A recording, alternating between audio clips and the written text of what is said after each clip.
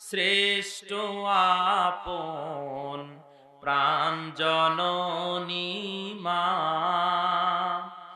মায়ের মতো আপন ভবে আর তো কেহ না, আর তো কেহ না। মা জননীর কষ্টের কথা করিও স্মরণ, ক্ষয় করিল মোদের লাগি সারাটি জীবন। ঠিক কিনা বলে? ছেলের জীবন বাঁচাই মায়ে, ছেলের জীবন বাঁচাই মায়ের জীবন বাঁচায় না,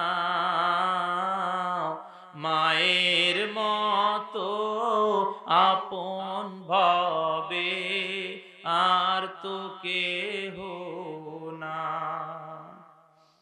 যেই মানি যে না খাইয়া সন্তান রে খাওয়ায়, সেই মা জননীকে কেমনে ভুলে থাকা যায়? ভুলে থাকা যাবে ভাই?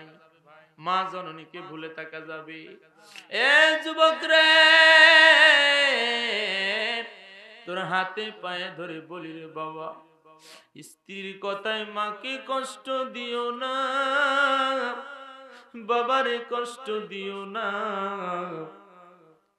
মা বাবার জবান থেকে একটা বার যদি শব্দটা বের হয়ে আসে রে সন্তান, তোর জীবনে আর কোনোদিনও সফলতা আসবে না, তোর কপাল পুড়িয়া যাবে রে সন্তান।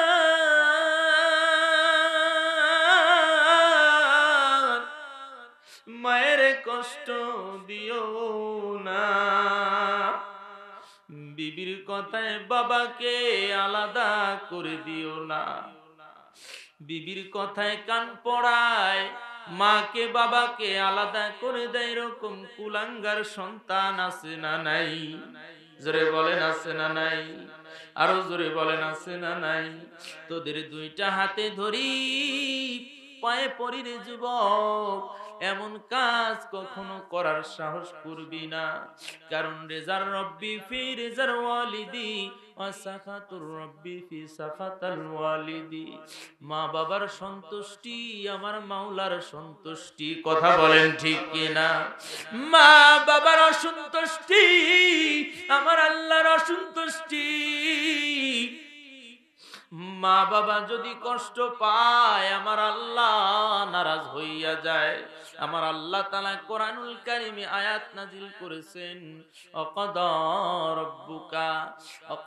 রাব্বুকা আল্লা তা'বুদু ইল্লা ইয়াহু ওয়া বিল ওয়ালিদাইনি ইহসানা ইম্মা ইয়াবলুগান্না ইনদাকাল কিবারা আহাদুহুমা আও কিলাহুমা ফালা তাকুল লাহুমা উফফিন ওয়ালা তানহারহুমা ওয়া কুল লাহুমা কাওলান কারীমা ওয়াখফিদ লাহুমা জানাব হাজ্জুল মিনার রাহমাতি অকুর রব্বির হামহুমা। পড়েন না ভাই, সবাই জবানটা খুলে পড়েন। অকুর রব্বির হামহুমা কামা রাব্বায়ানি সগীরা, রব্বির হামহুমা কামা রাব্বায়ানি সগীরা। পড়েন আমিন।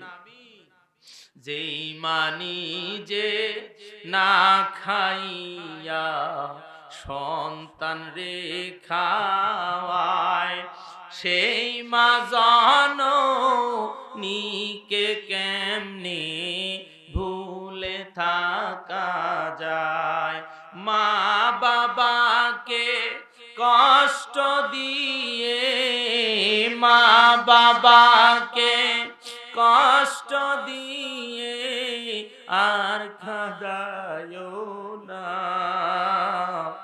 মায়ের মতো আপন ভবে আর তো কেহ না, আধর সোহাগ দিয়ে বড়